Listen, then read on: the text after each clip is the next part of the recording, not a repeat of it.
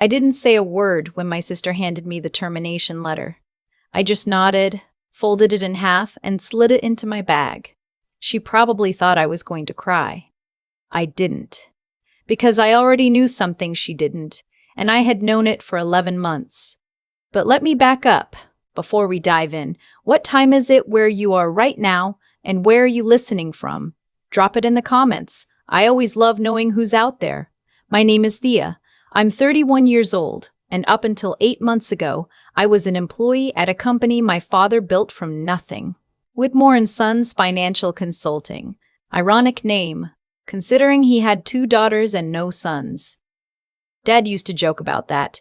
He'd say, "I named it wrong, but I built it right." He wasn't wrong about that second part. Dad started the firm in 1991 out of a 2-bedroom apartment in Columbus, Ohio. By the time I was in high school, we had 40 employees and 3 offices across the state. By the time I graduated college with my finance degree, the company managed close to $200 million in client assets. It wasn't a Fortune 500, but it was ours. It was real. And it smelled like his cologne every time I walked through the front door. He died on a Tuesday. Pancreatic cancer. 14 weeks from diagnosis to the end. That's how fast it goes sometimes. You don't get a long goodbye. You get a phone call on a Monday, and then 14 weeks later you're standing in a cemetery in November trying to remember what his laugh sounded like. I was 28. My sister Blythe was 34. We were the only 2 people in that will. My father left the company to both of us. 51% to Blythe, 49% to me. He explained it in a letter he'd had his attorney read at the will reading. He said Blythe had been there longer, had more operational experience, and he wanted the majority stake to reflect that. He said he trusted us both. He said he believed we would run it together with the same heart he put into building it. I believe that too. For about 4 months, Blythe changed the moment the will was read. Not all at once. It wasn't like a switch flipped. It was gradual. Small things first. She stopped sizzing me on board communications. She rescheduled our weekly check-ins and then stopped scheduling them at all. She hired a new operations director without consulting me. When I mentioned it, she said, "I have majority. I don't need sign-off on every hire." I let it go. I was grieving. I told myself she was too. Then she restructured my role. I had been director of client relations. I managed our top-tier accounts, the long-term clients who had been with the firm since Dad's early days. In March, 6 months after the funeral, Blythe sent me a memo, not an email, a formal memo, informing me that my role was being realigned. I would transition from director of client relations to a client support specialist position. My pay would remain the same, she wrote, as if that was the part I'd object to. I requested a meeting. She gave me 20 minutes. "The firm needs to evolve," she said. "We can't run it like a memorial." I looked at her across Dad's old desk. She'd moved into his office the week after the funeral. And I didn't say what I was thinking. I said, "I understand," and I left. I went home that night and I made dinner and I sat at my kitchen table for a long time just looking at the wall. The thing about having a 49% stake in a private company is that people assume it means nothing. Majority wins, they think. Whoever has 51% controls everything. And in a lot of ways, that's true. But not in all ways. Not in every situation. I had spent those 4 quiet months not just grieving. I had also been reading the shareholder agreement my father had drafted, a 47-page document most people never bother to fully read, contained something Blythe had apparently skimmed past. A provision, Section 14, subsection C. It stated that any decision to remove, demote, or materially alter the role of a founding shareholder required a unanimous vote of both shareholders, not a simple majority. I was a founding shareholder. Dad had named me as such when he brought me into the firm full-time 6 years ago. My sister had operational majority, but she did not have unilateral authority over my position. I didn't call a lawyer that night. I called one 3 weeks later, after I'd read that provision 17 times and still couldn't believe it said what it said. The attorney, a woman I found through a referral from one of Dad's old colleagues, confirmed it within the first hour. She can't legally demote you without your consent, she said. And if she's already done it and you haven't agreed, you may have grounds for breach of the shareholder agreement. I thanked her, hung up, and sat with that for a while. I want to be honest here about why I waited. People always ask. They read these stories and they think, why didn't she say something sooner? Why didn't she fight back immediately? And I understand the question. But grief does something to your sense of urgency. I kept thinking maybe Blythe would course correct. Maybe she was just afraid and acting out of fear. We had just lost our father. I didn't want to go to war with the only family I had left. So I gave her time. I documented everything quietly. I kept showing up to work in my new diminished role, answering client support emails, attending the meetings she did still include me in, and I waited. The termination letter came on a Friday in October. I found it on my desk at 7:48 in the morning, before most of the staff had arrived. No meeting scheduled, no phone call, just an envelope with my name on it in Blythe's handwriting. I opened it standing at my desk. It informed me that due to ongoing organizational restructuring, my position was being eliminated.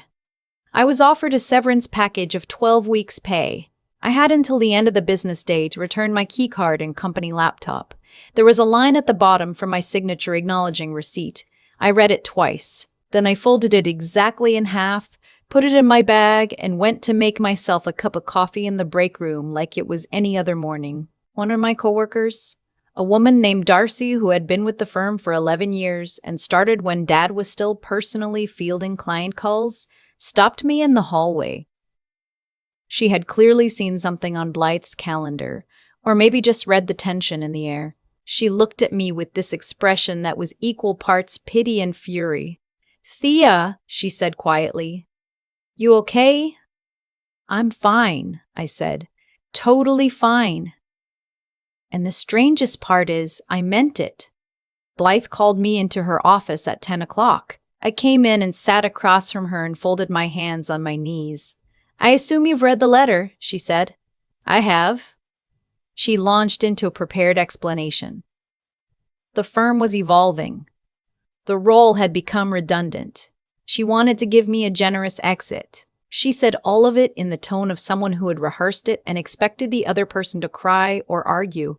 I didn't do either. "Can I ask you something?" I said.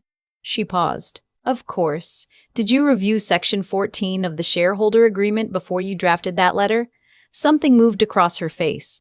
Not understanding it, just the first flicker of something being off. "What about it?" "Subsection C," I said. "The provision about material changes to founding shareholder roles. It requires unanimous consent, not majority vote. Unanimous." She stared at me. "I didn't consent," I said, "to the demotion in March or to this. Which means both actions may constitute breach of contract. I've had an attorney review it," she agrees. The room was very quiet.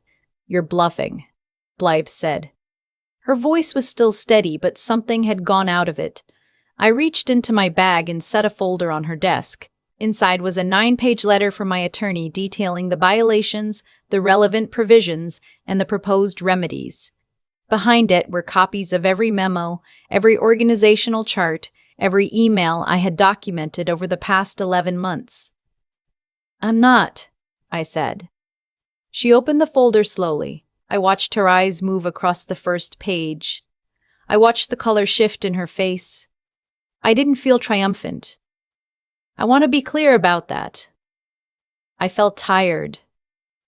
I felt sad in a way that had nothing to do with the job, because sitting across from me was my sister, the person who used to steal my Halloween candy and then feel guilty and leave half of it outside my door in the morning, the person who drove 4 hours to be at my college graduation, the person who held my hand at the cemetery, and I was watching her read a legal document that I had prepared against her. That is not a moment anyone should feel good about. She set the folder down after a long time. "What do you want?" she said. Her voice was different now. Smaller. "I want what Dad wanted," I said. "I want us to run this together, equally, with actual partnership, not this." I gestured at the folder between us. And if I had just not done this, she said. If I had, then we wouldn't be here, I said. But we are. She was quiet for a long time, long enough that I could hear the phones ringing at the front desk, the distant sound of someone's chair rolling across the floor in the office next to us. I thought if I had full control, she said finally, I could protect it. I thought if I had to share every decision with you, She stopped. I was afraid we'd disagree. I was afraid we'd fight and break it apart. And I couldn't lose the company on top of losing him. That landed somewhere real. That's what you should have said to me, I told her. 8 months ago. She looked at the folder again. Then at me. The attorney fees. If this goes further, it doesn't have to, I said. That's your choice. We sat there a while longer. I let the silence work. I'd learned that from watching her during negotiations with clients. She had good instincts about silence when she wasn't afraid. Let the other person fill it, she used to say. Don't rush. She reached forward and closed the folder. I want to fix this, she said. If you're willing. I told her I was. I told her I'd always been willing. I told her the folder existed not because I wanted to burn the company down, but because I needed her to know that I had not been sitting quietly out of weakness. I had been sitting quietly out of choice. That matters. I needed her to understand the difference. We brought in a mediator over the following weeks. We renegotiated the internal operating agreement with both attorneys present. My title was formally restored. We put in place a clear decision-making framework, a list of decisions requiring unanimous consent, a list that didn't, and a process for when we disagreed. We scheduled monthly check-ins that neither of us could unilaterally cancel. It was not easy. We had hard conversations. There was a session with the mediator where we both cried, and not the graceful kind. But we came out of it. The company is still running. We still have those 40 employees. Darcy is still there, still starts every Monday with terrible gas station coffee and a rundown of everything she thinks management is getting wrong. And I mean that with complete affection. Our top-tier clients, the ones Dad built the firm on, are still with us. And I still walk through that front door sometimes and think I can smell his cologne. Here is what I want to say to you if you've stayed with me this long. There is a version of this story where I said nothing, where I signed a severance letter, took the 12 weeks of pay, and walked out of that building believing that 49% meant nothing and majority always wins. A lot of people would have. A lot of people would have. A lot of people do. But I had read the agreement. I had done the quiet work, and I knew that staying silent was a choice, not a defeat. The difference between those two things saved me, if you are in something like this. Not necessarily a company, but any situation where someone assumes your silence means surrender. I want you to know that patience and passivity are not the same thing. Knowing when to act is not the same as failing to act. And sometimes the most powerful thing in the room is the folder you haven't opened yet. If this story stayed with you, leave me a comment. I read every single one. Tell me, have you ever had to choose between protecting a relationship and protecting yourself? How did you decide? And if you're new here, welcome. There's more where this came from. Tap subscribe and come back next week. I'll see you then. I thought a lot about what I would have done differently, and honestly, not much. Not because I handled everything perfectly. I didn't.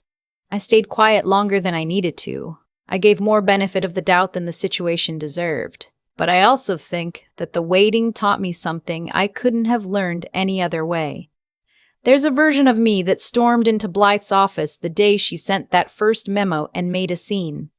Waved the shareholder agreement around. Called an attorney that same week and fired off a legal threat before either of us had time to breathe.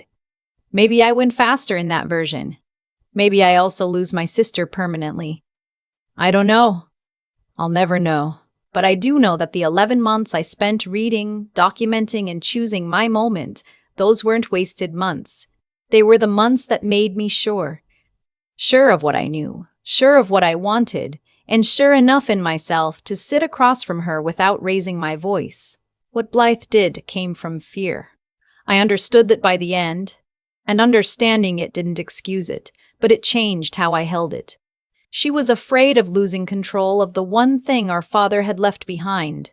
She was afraid that two people sharing power meant power dissolving entirely. And instead of saying that out loud, she started making unilateral decisions. Small ones first, then bigger ones, until she had convinced herself that 51% meant she could do anything. That is what unchecked fear does to a person. It doesn't make them a villain. It makes them someone who stops asking questions they're afraid of the answers to. I could have become the same thing. Fear looks different depending on which side of the desk you're sitting on, but it's the same engine. The difference for me was the work, reading that agreement, really reading it, sitting with it until I understood every clause that gave me something fear couldn't touch. Knowledge is not the same as certainty about outcomes. You can know your rights completely and still lose, but you cannot be manipulated out of something you actually understand. That's the quiet power nobody talks about. Not the dramatic folder on the desk moment, the weeks before it. The reading, the attorney call, the patience. My father built that company with both of those things, knowledge and patience. He used to say that the clients who panicked during market downturns were almost never the ones who lost the most money. The ones who lost the most were the ones who acted before they understood what they were actually looking at. I think about that now in contexts that have nothing to do with finance. Thea and Blythe are still running Whitmore and Sons. We still disagree sometimes. We probably always will. But we disagree inside a structure now, with rules we both helped write, and that changes everything. A disagreement with a framework is just a problem. A disagreement without one is a war. If you take anything from what I went through, let it be this: silence and surrender are not the same thing. Patience and passivity are not the same thing. Knowing when to act is its own form of strength. Maybe the hardest form, because nobody sees it while you're doing it. The work that happens before the moment is almost always the reason the moment turns out the way it does. Do the reading. Make the call. Build the folder. And then wait until you're sure.